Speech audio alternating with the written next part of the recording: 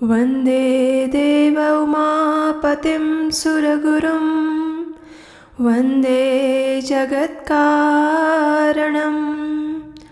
वन्दे पन्नगभूषणं मृगधरं वन्दे पशूनां पतिं वन्दे सूर्यशशाङ्कवानिनयनं वन्दे मुकुन्दप्रियं वन्दे भक्तजनाश्रयं च वरदं वन्दे शिवं शङ्करम्।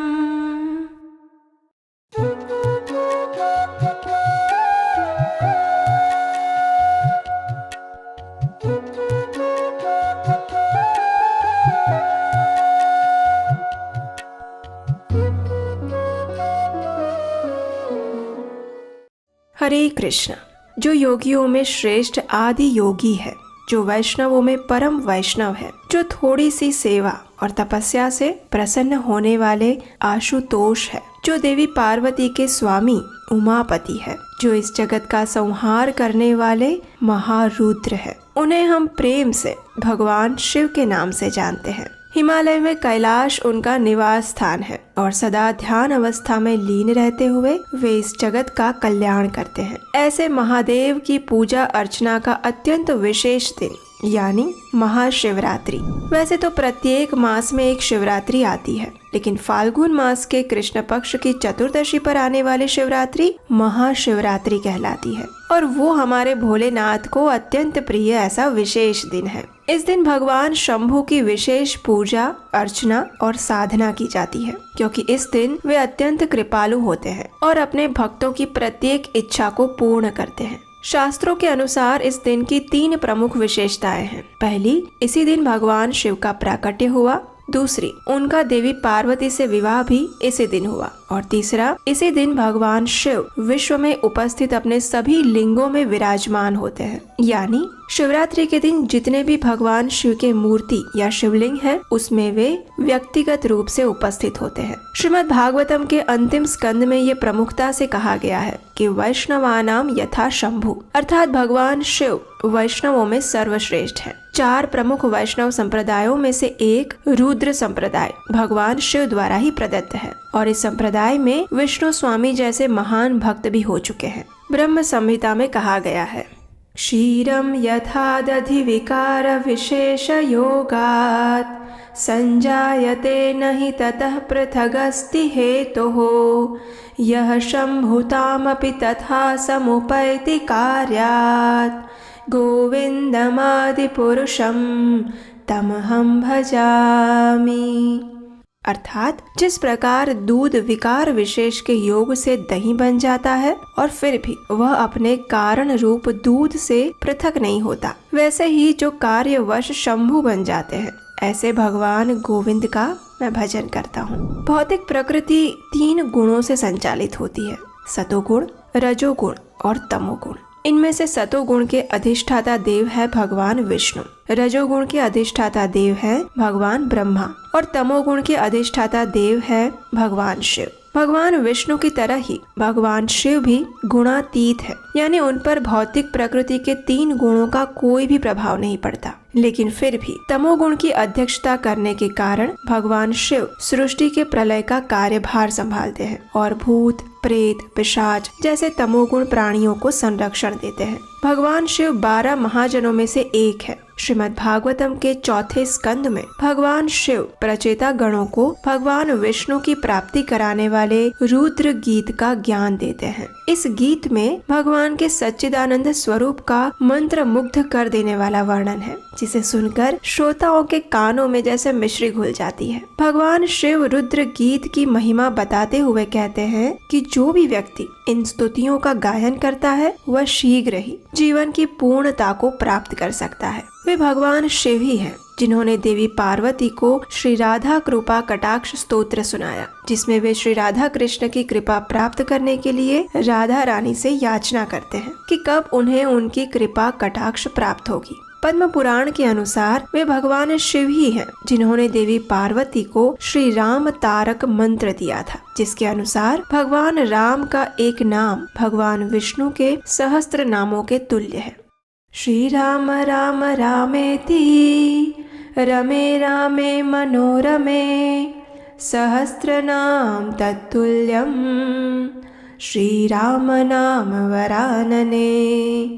एक बार तो भगवान शिव के हृदय में भगवान श्री कृष्ण की रास लीला में भाग लेने की ऐसी तीव्र उत्कंठा उत्पन्न हुई कि उन्होंने एक गोपी का रूप धारण करके भगवान के साथ नृत्य करने का आनंद लिया। वे श्रीधाम वृंदावन में गोपेश्वर महादेव के नाम से आज भी विराजमान है, जहाँ उनका श्रृंगार एक गोपी की भांति किया जाता है। केवल इतना ही नहीं, महादेव तो हर धाम के क्षेत्र पालक के रूप में विराजमान होकर उसकी रक्षा करते हैं। चाहे मथुरा में भूतेश्वर महादेव हो या गिरिराज गोवर्धन में चकलेश्वर महादेव, नंदगांव में नंदेश्वर महादेव है तो काव्यवन में कामेश्वर महादेव। इन सभी स्थानों की रक्षा करने के लिए भोलेनाथ हर स्थान पर उपस्थित हैं। कहते हैं कि भगवान शिव की कृपा के अभाव में कोई भी व्यक्ति श्री वृंदावन धाम में प्रवेश नहीं कर सकता। यहाँ तक कि गौर लीला में भी भगवान सदाशिव अद्वैत आचार्य के रूप में आकर महाप्रभु की सेवा करते हैं। महाशिवरात्रि के अवसर पर व्रत तथा उपवास करने का अत्यंत महत्व है।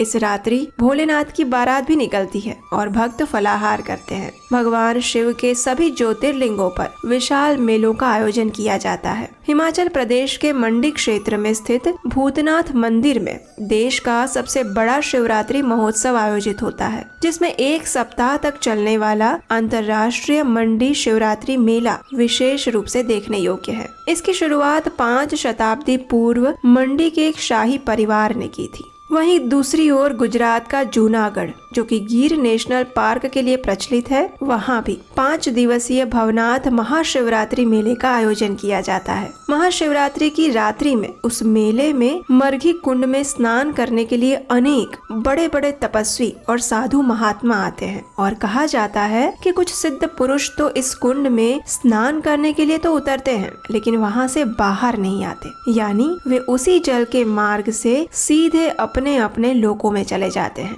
अगर आप भाग्यशाली हुए तो इस मेले में आपको ऐसे सिद्ध महापुरुषों के दर्शन भी हो सकते हैं। इतना विशेष है ये भवनाथ का मेला। जब तक हरिद्वार के नीलकंठ महादेव मंदिर की बात ना हो, भला महाशिवरात्रि की महिमा का वर्णन कैसे पूर्ण हो सकता है। महाशिवरात्रि के दिन देश के कोने कोने से श्रद्धालु यहाँ उत्सव मनाने आते हैं और नीलकंठ महादेव मंदिर की महाशिवरात्रि भी देखने योग्य है। क्या आप जानते हैं कि दुनिया में भगवान शिव की सबसे ऊंची मूर्ति कहाँ स्थापित है? तो ये है भारत के राजस्थान में। मूर्तिकार नरेश कुमावत द्वारा बनाई गई 112 मीटर ऊंची इस मूर्ति को स्टैचू ऑफ बिलीफ कहा जाता है, जो कि राजस्थान के नाथ द्वारा में स्थित है। इसका अनावरण अक्टूबर 2022 में किया गया था। आपको जानकर आश्चर्य होगा कि दुनिया का सबसे बड़ा पार्टिकल एक्सेलरेटर रखने वाला संस्थान यानी यूरोपीय परमाणु अनुसंधान संगठन, जिसे CERN के नाम से भी जाना जाता है, उसके परिसर में भी नटराज की 2 मीटर ऊंची प्रतिमा स्थापित की गई है। श्री नरहरि चक्रवर्ती अपने ग्रंथ भक्ति रत्नाकर में कहते हैं कि भगवान गोपेश्वर महादेव को मैं प्रणाम करता हूँ, जो कि भक्ति में आने वाले सभी अवरोधों को हटाकर कृष्ण प्रेम पाने में सहयोग करते हैं। कई बार देखा गया है कि कुछ भावुक कृष्ण भक्त कहते हैं कि वे भगवान शिव को नहीं मानते या उनकी पूजा नहीं करते, लेकिन ये उनकी सबसे बड़ी अज्ञानता प्रदर्शित करता है। चाहे आप शिव भक्त हो या कृष्ण भक्त, भगवान शिव सभी के लिए मंगलमय और कृपालु हैं। अगर आप शिव भक्त हैं तो आप उनसे उनकी भक्ति और सेवा की याचना कर सकते हैं, और अगर आप कृष्ण भक्त हैं तब तो आपको विशेष रूप से भगवान शिव की आराधना करनी चाहिए और उनसे भगवान श्री कृष्ण की शुद्ध भक्ति मांगनी चाहिए, क्योंकि इस वरदान को देने में भगवान शिव को भी अत्यंत प्रसन्नता होती है। कूर्म पुराण में भगवान नारायण स्वयं भृगु ऋषि से कहते हैं, परत परतरं यान्ति नारायण परायणः नाते तत्र गमिष्यन्ति ये द्विषन्ति महेश्वरम।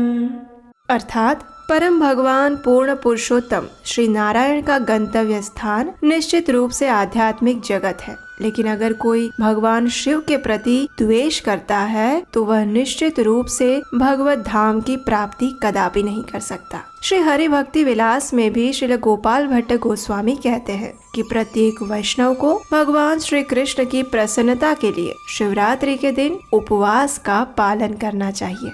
तो चलिए हम भी इस आने वाली शिवरात्रि पर भगवान शिव की विशेष आराधना करने का प्रयास करते हैं। शिवरात्रि का पालन वास्तव में कैसे करना चाहिए, इस विषय में आपने हमें पिछले वीडियो में कमेंट्स में कहा है, तो हम आपके लिए इसके ऊपर भी एक विस्तृत वीडियो अवश्य लेकर आएंगे। इसे देखने के लिए आपके अपने चैनल को याद से सब्सक्राइब कर लीजिए और नोटिफिकेशन ऑन कर लीजिए। और अगर आपको वैदिक साहित्य की प्रमाणभूत ये कथाएं सुनना अच्छा लगता है और इस अभियान में आप भी अगर हमारी सहायता करने की इच्छा रखते हैं तो आप हमें स्क्रीन पर दिए गए नंबर पर अपना आर्थिक योगदान भेज सकते हैं। अगर आप अपने घर में या जीवन में सुंदर एक्रेलिक के जगन्नाथ जी को आमंत्रित करना चाहते हैं तो अभी जाइए हमारी वेबसाइट नीलाचल.com पर। तो चलिए इस आने वाली महाशिवरात्रि पर हम भी भगवान शिव से यही प्रार्थना करते हैं कि वे अपने त्रिशूल से हमारे मन में छिपे काम, क्रोध, अहंकार, द्वेष, लोभ, मोह इत्यादि शत्रुओं का वध करें